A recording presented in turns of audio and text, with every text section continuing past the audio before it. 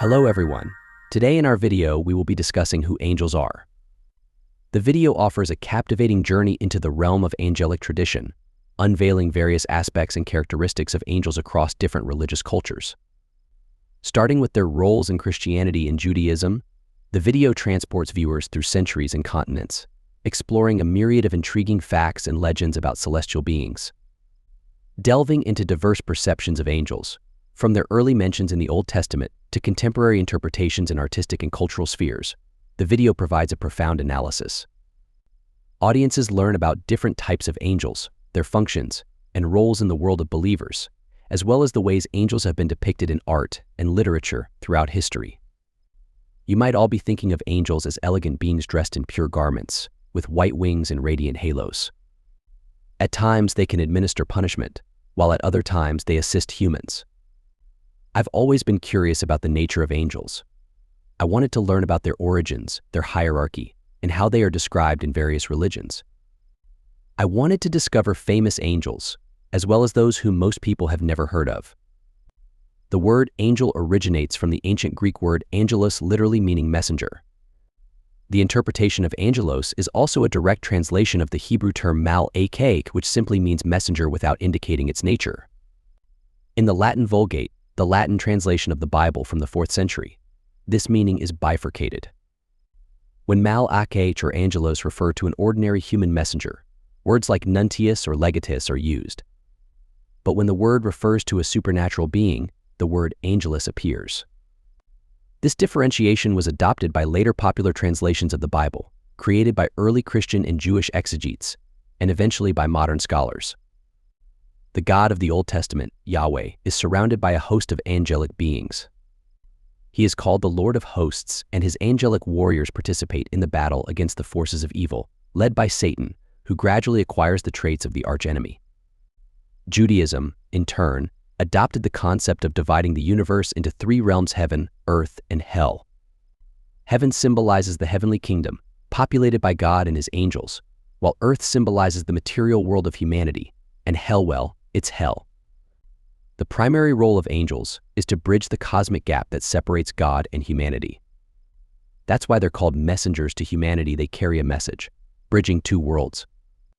In the traditions of Judaism and Christianity, it is believed that the separation between God and humanity occurred due to sin and the fall of humanity. As a result, humans became estranged and no longer understood their relationship with their Creator, as well as the purpose of their existence.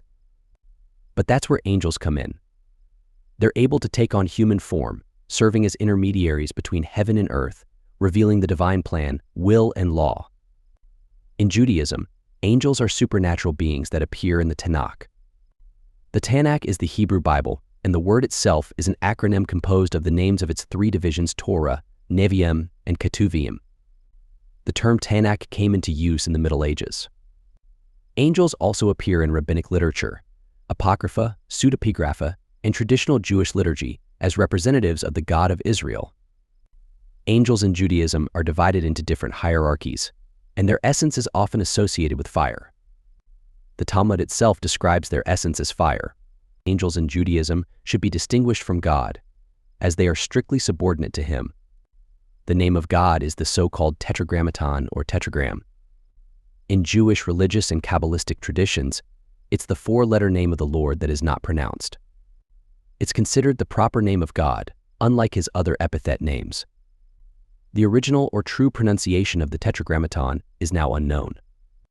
And though there is currently no consensus on the structure and etymology of the name, the form Yahweh is now almost universally accepted, although the previous vocalization Jehovah continues to be widely used. Incidentally, angels in Judaism can also reveal God's will and instructions to chosen individuals. In Jewish tradition, they also rank below humans in status, since they lack their own will and can only perform one divine. Thus, in Jewish tradition, angels are considered inferior to humans. The Tanakh is the universally recognized collection of holy books in Judaism, the scriptures of the Jews. As I mentioned, the Tanakh is an acronym, derived from the first letters of the Hebrew alphabet, indicating the books that comprise this holy scripture.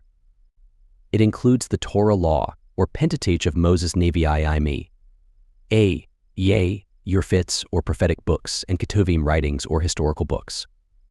So in the Torah, Hebrew terms such as Malach Elohim and so on are also used to denote beings traditionally interpreted as angels.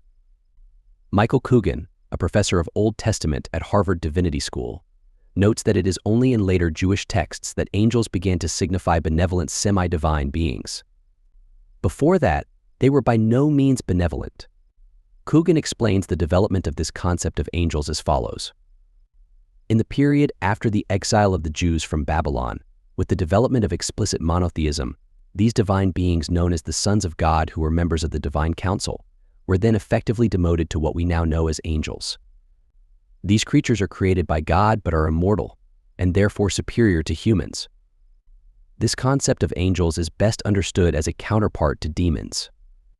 According to Rabbinic Judaism, angels do not have bodies but are eternal beings created from fire. Rabbinic Judaism is a rabbinic movement that emerged after the destruction of the Second Temple in Jerusalem and evolved into a major stream of Judaism. By approximately 200 CE, the movement had developed ritual and theology. Thus, angels occasionally appear in Midrash as rivals to humans. Angels, as heavenly beings, strictly adhere to God's laws and even envy humans because God shows favor to them. More precisely, God favors those who adhere to the Torah, pray, and resist evil instincts.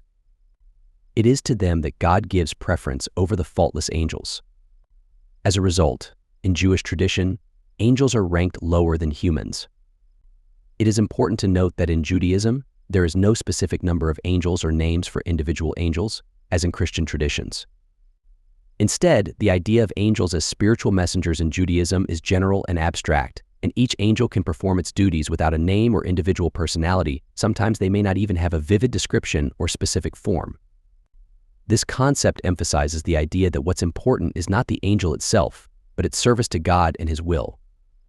So in Judaism, angels are more a means of communication between God and other creatures than individual beings with names and characters.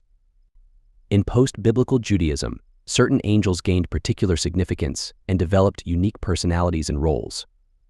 You've definitely heard the term archangel before. And although these archangels were considered part of the heavenly host, a systematic hierarchy of angels never emerged. Philo of Alexandria, a prominent representative of Jewish Hellenism centered around Alexandria, equates an angel with the Logos, as an angel is the immaterial voice of God. The Logos literally means word in ancient Greek. According to Philo of Alexandria, an angel is something distinct from God, but is conceived as an instrument of God. According to Kabbalah, there are 4 worlds, and our world is the last of them, the world of action, or Asia. Angels exist in higher worlds as the instruments of God. They are, so to speak, extensions of God that influence the real world of humans. Kabbalah is a Jewish mystical tradition that explores the nature of God, the universe, and the soul through the examination of various spiritual aspects and symbols. In Kabbalah, there are different concepts of angels, which can significantly differ from classical understandings of angels in Judaism. In Kabbalah, there are 10 emanations or sephirot, reflecting aspects of God's nature and the structure of the universe. Each sephira represents a certain quality or aspect, and angels can be considered incorporations of these aspects. In Kabbalah, as in other mystical systems, angels and demons are seen as different spiritual forces or beings that influence the world and the fate of humans. These forces may depend on human actions and interact with them in various aspects of their lives. Kabbalah places great importance on divine names and invocations, which can be used to communicate with angels and interact with spiritual forces. A significant aspect is the belief in the power of correctly using the names of God to achieve spiritual enlightenment and harmony.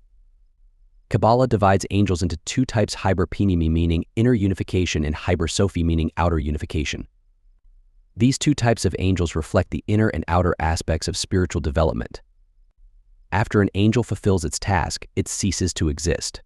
This stems from the book of Genesis, when Abraham meets 3 angels, and Lot meets 2. One angel's task was to announce to Sarah and Abraham about their child. The other 2 were to save Lot and destroy Sodom and Gomorrah. After this was done, the angels disappear. Only 2 angels are mentioned by name in the Hebrew Bible: Archangel Michael, who represents God's kindness and advocates for human children, and Archangel Gabriel, who carries out acts of justice and strength. These angels are not present in the Hebrew Bible, but I should mention them. Jophiel, who expelled Adam and Eve from the Garden of Eden, wielding a flaming sword. He also punishes those who violate God's covenant. Metatron, the heavenly scribe of God. Archangel Raphael, the healing force of God. Archangel Uriel, who guides humanity to destiny. Archangel Samael, the angel of death.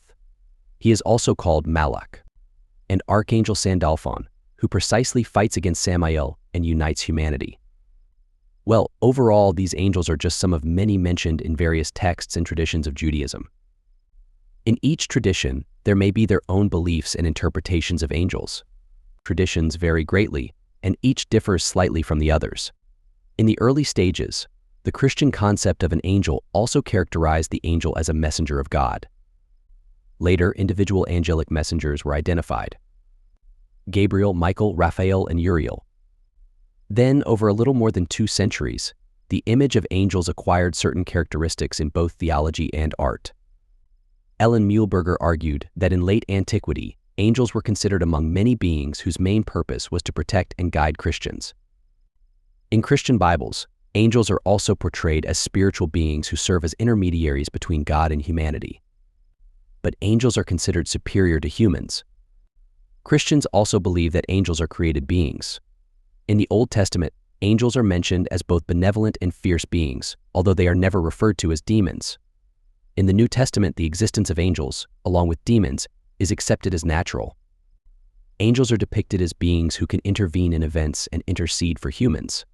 They typically protect the righteous, live in heaven, act as God's warriors, and worship Him. In the parable of the rich man and Lazarus, angels behave as psychopomps. A psychopomp is a creature, spirit, angel, or deity in many religions whose duty includes guiding the souls of the deceased from earth to the afterlife. In the doctrine of the resurrection of Jesus, a central tenet of Christianity, angels are depicted as informing the women that Jesus is no longer in the tomb because He has risen from the dead. Several instances of angelic interactions with humans involve the births of John the Baptist and Jesus Christ. In the Gospel of Luke, an angel appears to Zechariah to inform him that he will have a child despite his old age, thus proclaiming the birth of John the Baptist.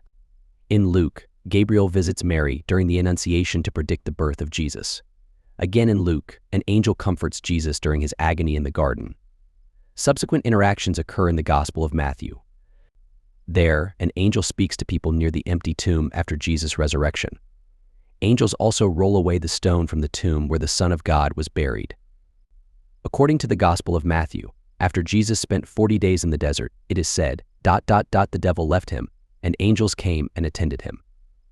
According to Augustine of Hippo, or St. Augustine, the term angel pertains to the name of their office rather than their nature, as they are pure spirits who act as messengers.